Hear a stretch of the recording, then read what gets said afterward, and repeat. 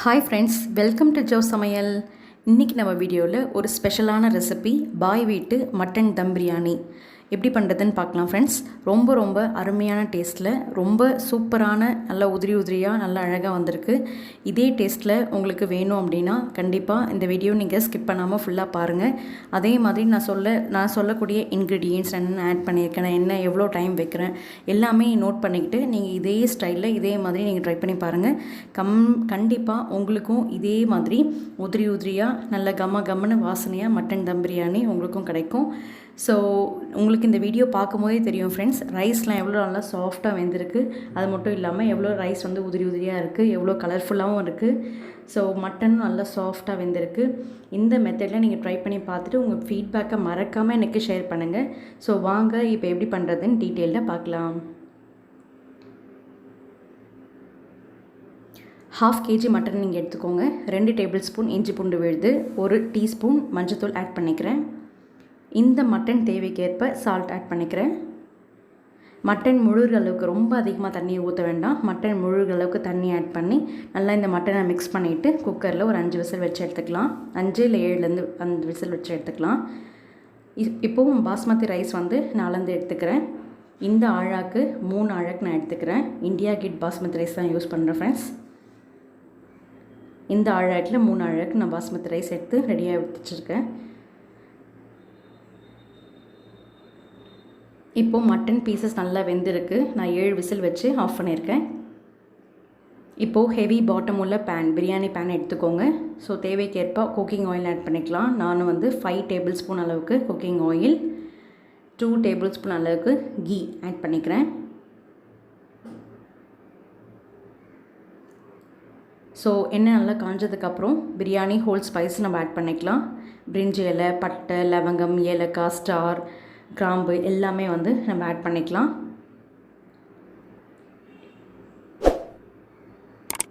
எல்லாம் நல்லா பொரிஞ்சு வந்ததுக்கப்புறம் 3 மீடியம் சைஸ் ஆனியன் வந்து நான் கட் பண்ணி வச்சுருந்தேன், அதாவது ஸ்லைஸ் பண்ணி வச்சுருந்தேன், அதை ஆட் பண்ணி நல்லா வதக்கிக்கலாம். ஆனியன் வந்து நல்லா கலர் சேஞ்ச் ஆகி வரணும். அந்த கோல்டன் ப்ரௌன் சொல்லுவாங்க இல்லையா, அந்த கலர் வந்து நல்லா வதங்கி வரணும் வெங்காயம். அது வரைக்கும் நல்லா மூடி போட்டு வதக்கி எடுத்துக்கோங்க. சைட் பை சைட் ரைஸும் நல்லா கழுவிட்டு ஊற வச்சுக்கோங்க. வெங்காயம் நல்லா வதங்கிடுச்சு. இப்போது ஒரு கைப்பிடி அளவுக்கு சின்ன வெங்காயம் எடுத்து மிக்ஸி ஜாரில் போட்டு ஒன்றும் பாதியமாக அரைச்சி இதில் ஆட் பண்ணி நல்லா வதக்கி விட்டுக்கோங்க.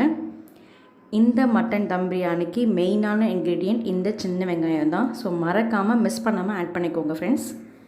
இப்போ மூடி போட்டு இந்த சின்ன வெங்காயமும் நல்லா வதக்கிற அளவுக்கு வதக்கிக்கிட்டு இப்போது 2 மீடியம் சைஸ் தக்காளி ஆட் பண்ணிக்கிறேன். 3 ஸ்டிட் பண்ண பச்சை மிளகாய் ஆட் பண்ணி நல்லா வதக்கி விட்டுக்கோங்க.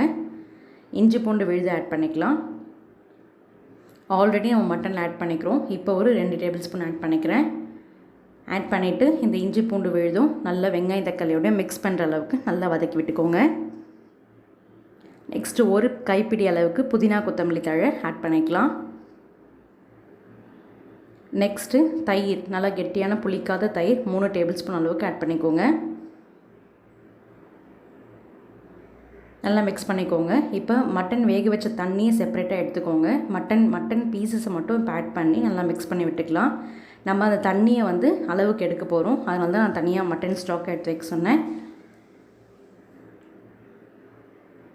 ஸோ மட்டன் பீசஸ் நல்லா வெங்காயம் தக்காளியோடு நல்லா வதக்கி விட்டுக்கலாம். இப்போது சில்லி பவுடர் ஆட் பண்ணிக்கலாம். 2 ஸ்பூன், இந்த ஸ்பூனால் 2 ஸ்பூன் அளவுக்கு நான் சில்லி பவுடர் ஆட் பண்ணிக்கிறேன், அதாவது தனி மிளகாய் தூள். உங்கள் காரம் எவ்வளோ நீங்கள் அதிகமாக வேணும் நீங்கள் நினச்சிங்கன்னா இன்னும் கொஞ்சம் கூட நீங்கள் கூட ஆட் பண்ணிக்கலாம். ஸோ நல்லா வதக்கி விட்டுக்கோங்க. இப்போ மட்டன் ஸ்டாக்கோடி தண்ணி வந்து நான் இப்போ அளந்து ஆட் பண்ணிக்கிறேன். 1 டம்ளர் அரிசிக்கு 1.5 டம்ளர் தண்ணி வைக்கணும். ஸோ 3 டம்ளர் அரிசிக்கு 4.5 டம்ளர் தண்ணி நான் ஆட் பண்ணிக்கிறேன். ஆட் பண்ணிவிட்டு நல்லா மிக்ஸ் பண்ணிக்கோங்க.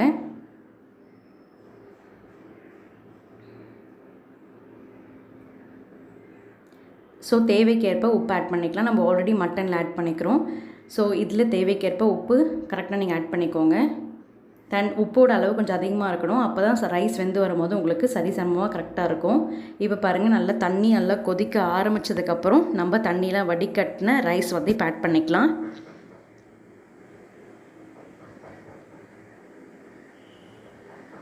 ஸோ இந்த மாதிரி நல்லா ஸ்ப்ரெட் பண்ணி விடுங்க. மொத்தமாக ஒரேடியாக கொட்டிடாதீங்க ஃப்ரெண்ட்ஸ். நல்லா ஸ்ப்ரெட் பண்ணி விட்டுக்கோங்க. ஸோ ஜென்டிலாக ரைஸ் வந்து நல்லா அந்த தண்ணியோட நல்லா மிக்ஸ் பண்ணி விடணும்.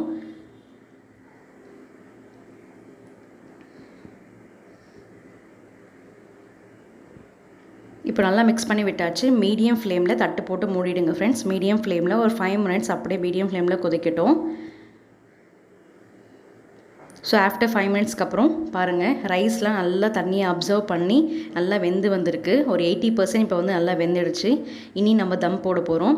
தம் போடுறதுக்கு முன்னாடி நல்லா ஒரு வாட்டி ரைஸை நல்லா மிக்ஸ் பண்ணி விட்டுக்கோங்க. ஒரு வாட்டி ஜென்டிலாக பார்த்து பக்குவமாக நல்லா மிக்ஸ் பண்ணி விட்டுட்டு, ஸோ ஃபைனலாக வந்து மேலே கொஞ்சம் நான் ஃபுட் கலர் ஆட் பண்ணுறேன். உங்களுக்கு வேண்டாம் அப்படின்னு நினச்சிங்கன்னா நீங்கள் இந்த ஸ்டெப்பை ஸ்கிப் பண்ணிக்கோங்க.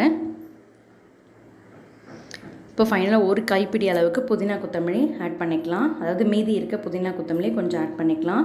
ஆட் பண்ணி ஒரு பழைய தவா நல்லா ஹீட் பண்ணிவிட்டு கம்ப்ளீட்டாக சிம்மில் வச்சு, பழைய தவா ஹீட் பண்ணதுக்கப்புறம் சிம்மில் வச்சுட்டு இந்த பிரியாணி பாட்டை அந்த பழைய தவா மேலே வச்சு அதுக்கும் மேலே இந்த மாதிரி வெயிட் ஏதாவது வச்சுருங்க.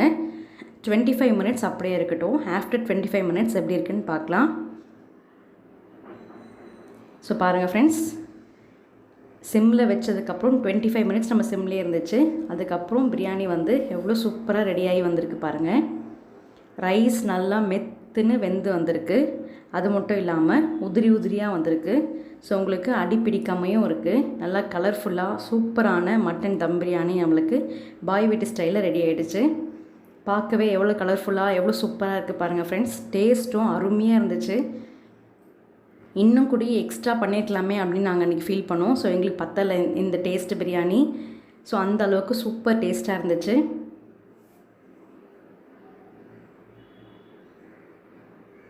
அருமையான சூப்பரான மட்டன் தம் பிரியாணி பாய் வீட்டு ஸ்டைலில் நம்ம சூப்பராக ரெடி பண்ணியிருக்கோம்.